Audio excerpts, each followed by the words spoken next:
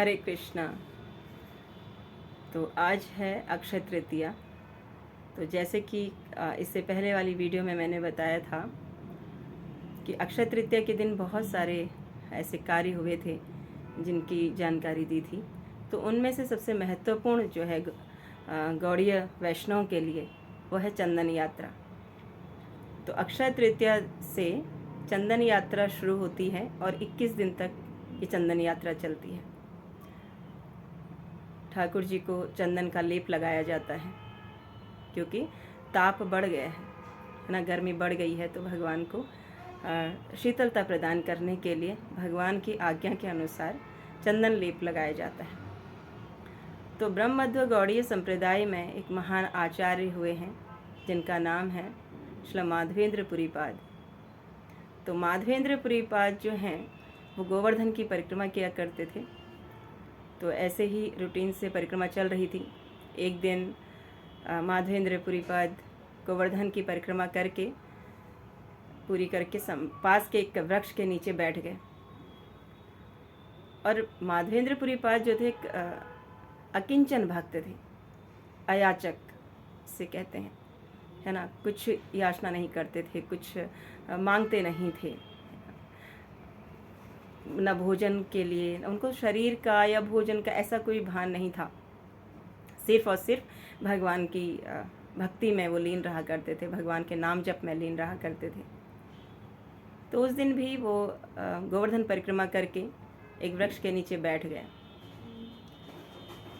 तो उन्होंने कुछ लिया नहीं था, कोई प्रसादम नहीं पाया था और नाम जप में लग गए। तो इतने में एक छोटा सा बालक आता है एक लोटे में दूध लेकर और माधवेंद्र पुरीपाद को देता है कि बाबा ये दूध ले लीजिए, मैं आपके लिए दूध लाया हूँ। तो माधवेंद्र पुरीपाद ने पूछा कि आपको कैसे पता? मुझे भूख है, मैंने कुछ लिया नहीं है प्रसादम, आप कौन हो, कहाँ से आए हो ना। तो बालक जो है वो बोले कि मेरा नाम गोपाल है, मैं यहीं ब्रज में रहता हूँ और गवें चराता हूँ। तो यहाँ से अभी कुछ स्त्रियाँ जा रही थी पानी लेकर, तो उन्होंने मुझे बताया कि एक बाबा जो हैं वो भूखे हैं और वृक्ष के नीचे बैठे हैं, उनको दूध पहुँचा दो। तो इसलिए मैं दूध लेकर आपके लिए आया हूँ, आप इसको पीजिए, मैं थोड़ी देर में आऊँगा और लोटा लेकर जाऊँगा। तो ये कहकर चले जाते हैं गोपाल जी। अब इधर माधवेंद्रपुरी पाद को लगता है कि ऐसा बालक तो मैंने पहले कभी देखा नहीं, ऐसा रूप मैंने कभी देखा नहीं, इतना मनोहर रूप है, सांवला सलोना, है ना।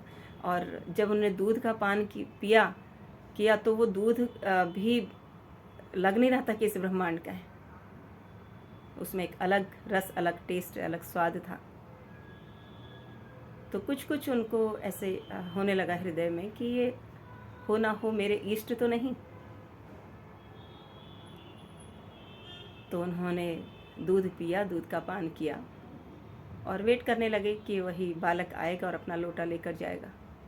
लेकिन बालक आया नहीं, वो सो गए। तो रात्रि में गोपाल जी उनके स्वप्न में आते हैं कि मैं गोवर्धन की तलहटी में दबा हुआ हूँ और मुझे ताप हो रहा है बहुत, मुझे वहाँ से निकालो, है ना, मुझे इस गोवर्धन की तलहटी से बाहर निकालो। अब माधवेंद्र पुरीपाद जो है सुबह जब उठते हैं उनको स्वप्न याद आता है और वो चलते हैं ब्रज में, जो और गांव वाले थे आसपास उन लोगों को बोलते हैं। तो उनको साथ लेकर जाते हैं और वहाँ से गोपाल जी के विग्रह को बाहर निकालते हैं और उनको गोवर्धन पर स्थापित कर देते हैं। तो स्थापित करने के लिए भी कोई ऐसा बहुत बड़ा मंदिर वहाँ पर नहीं था, कुछ नहीं था, सिर्फ एक पत्थर पे गोपाल जी को विराजमान कर दिया और वहीं उनकी पूजा अर्चना शुरू कर दी, उनको भोग लगाना शुरू कर दिया बाकी गांव वालों के साथ मिलकर। तो फिर एक दिन दोबारा से स्वप्न में गोपाल जी आते हैं माधवेंद्र पुरीपाद के कि मुझे बहुत गर्मी सता रही है, बहुत गर्मी लग रही है मुझे, तो तुम मलय प्रदेश जाओ और वहाँ से चंदन लेकर आओ और मेरे शरीर पर उसका लेप करो। तो माधवेंद्रपुरी पाद सुबह उठते हैं, मंदिर की पूजा अर्चना की सेवा, भोग की सेवा किसी और व्यक्ति को नियुक्त करके स्वयं निकल जाते हैं मलय प्रदेश के लिए चंदन लेने के लिए। तो मलय प्रदेश पड़ता है उड़ीसा में, जगन्नाथपुरी के पास। तो मलय प्रदेश का जो चंदन है बहुत फेमस है, तो वहाँ लेने के लिए जाते हैं। तो लगभग 2,500 से 3,000 किलोमीटर की दूरी, और उस समय कोई साधन नहीं था, है ना, कोई गाड़ी थी, ना ट्रेन था, ना जहाज़, किसी से भी नहीं वहाँ पे जा सकते, आप पैदल यात्रा करनी थी। तो बिना कुछ सोचे समझे पूछे भगवान की आज्ञा को स्वीकार करके पैदल निकल चले। तो जाते जाते पहुँचते हैं जगन्नाथपुरी के ही क्षेत्र में, रेमुणा क्षेत्र में, रेमुणा स्थान पे पहुँचते हैं। और वहाँ पर रेमुणा में गोपीनाथ जी का मंदिर है। तो जब वहाँ पे पहुँचते उन्होंने विचार किया कि आज क्यों ना गोपीनाथ के मंदिर में ही विश्राम किया जाए। तो मंदिर के बाहर बैठ गए। संध्या का समय था, संध्या भोग लगने जा रहा था। तो जो मंदिर के पुजारी थे वो उन्होंने 12 बाउल में खीर का भोग लगाने के लिए भगवान को लेके जा रहे थे।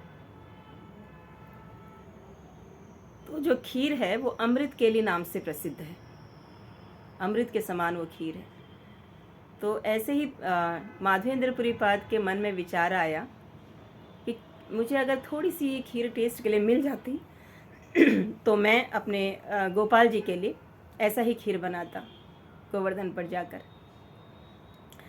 लेकिन जैसे ही सोचा ये बात, और फिर अपने आप में ही उनको गलानी फील हुई, गिलानी होने लगी, है ना, कि मैंने ये क्या सोच लिया, अभी तो भगवान को भोग भी नहीं लगा है और मैंने अपने टेस्ट के लिए इसको ऐसा सोचा। तो उनको बहुत गिलानी हुई और वो वहाँ से उठकर चले गए। पास में स्थान था, बाज़ार से निकलते हुए वहाँ पहुँचे और वहाँ पर बैठकर नाम जप करने लगे। और इधर मंदिर में पुजारी जी ने भगवान को भोग लगाया। भगवान को भोग लगने के बाद शयन करा दिया और पुजारी जी अपने रूम में जाकर विश्राम करने लगे। अर्धरात्रि में गोपीनाथ जी उस पुजारी के सपने में जाते हैं और कहते हैं कि तुम उठो और मंदिर खोलो, मैंने अपनी धोती के पीछे एक खीर का कटोरा छुपाया है अपने भक्त माधवेंद्रपुरी के लिए, तो तुम वो खीर का कटोरा लेकर माधवेंद्रपुरी को दे दो। पुजारी जी उठते हैं, स्नान करते हैं, गर्भगृह में जाते हैं भगवान के ऑल्टर में। उनको समझ नहीं आता है कि ये क्या सपना था, इतने समय से भगवान की सेवा कर रहा हूँ, आज से पहले तो ऐसा कोई स्वप्न नहीं आया। तो वो जाते हैं और जहाँ पर भगवान ने बताया था वहीं पर देखते हैं कि भगवान की धोती के पीछे खीर का कटोरा रखा हुआ है। तो पुजारी जी सोचने लगे मैंने तो सारे कटोरे उठा लिया था, फिर ये यहाँ कैसे। चलो जो भी भगवान की आज्ञा थी उसको पूरा करने के लिए उन्हें खीर का कटोरा उठाया और आवाज़ देते हुए चलने लगे, माधवेंद्रपुरी माधवेंद्रपुरी कौन है। तो आवाज़ देते देते बाज़ार में पहुँचे।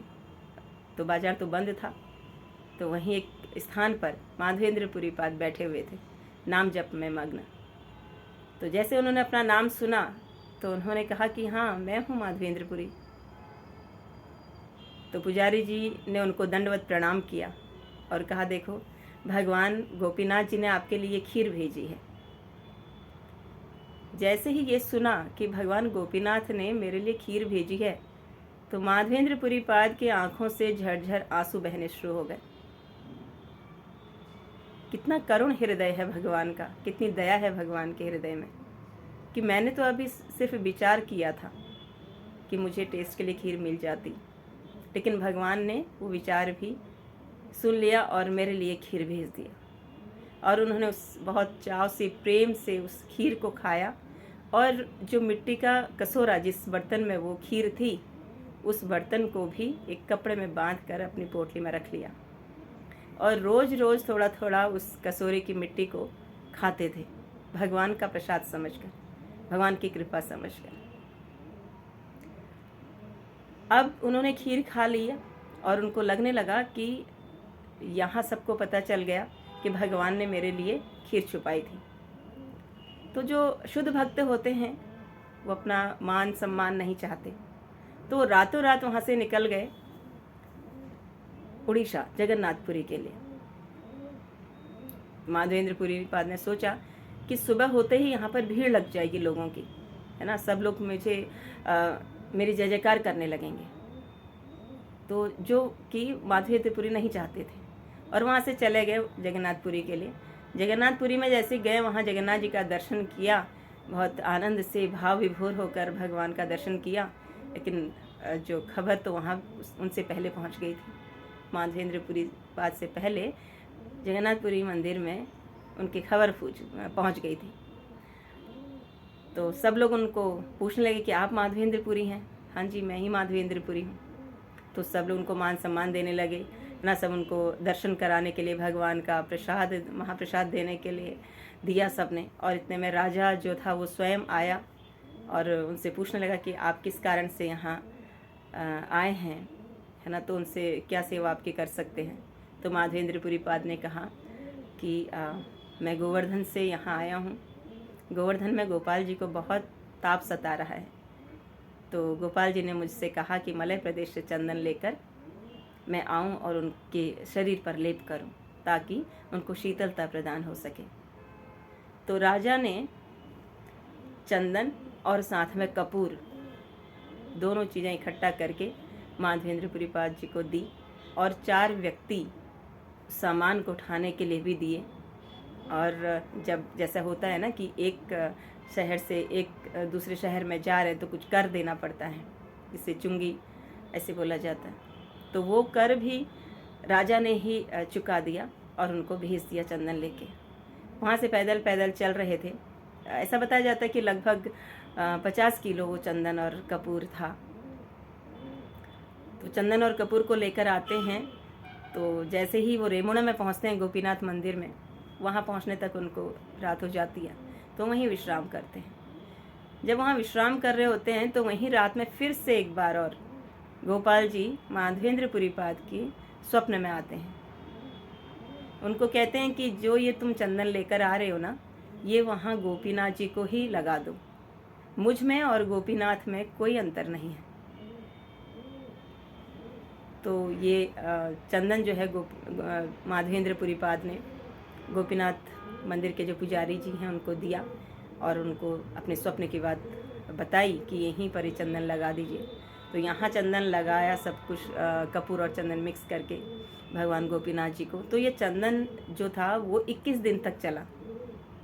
इसलिए इस चंदन यात्रा को गौड़ीय वैष्णव हमारे इस्कॉन मंदिरों में 21 दिन तक इस परंपरा को निभाया जाता है।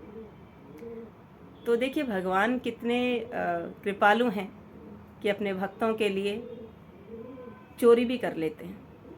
खीर चुरा के रख ली और भगवान का नाम पड़ गया खीर चोरा गोपीनाथ। तो जब भी जगन्नाथपुरी जाते हैं तो खीर चोरा गोपीनाथ जी के दर्शन करते हैं, और जिन लोगों ने भी नहीं किया उन लोगों को भी अवश्य खीर चोरा गोपीनाथ जी के दर्शन करने चाहिए। भगवान की असीम कृपा, भगवान की असीम लीलाएं, है ना, तो हम इन लीलाओं का श्रवण कर पा रहे हैं, इन लीलाओं को बता पा रहे हैं, तो ये भगवान की कृपा के कारण ही हो पा रहा है। तो आप सभी को चंदन यात्रा की बहुत बहुत बधाई एक बार फिर से। और जिन जिन के घरों में विग्रह हैं वो उनको ज़रूर चंदन श्रृंगार करें भगवान का। और हमारे इस्कॉन मंदिरों में आज बहुत सुंदर सुंदर चंदन से श्रृंगार किया जाता है भगवान के, तो सब उनका दर्शन करें। हरे कृष्णा।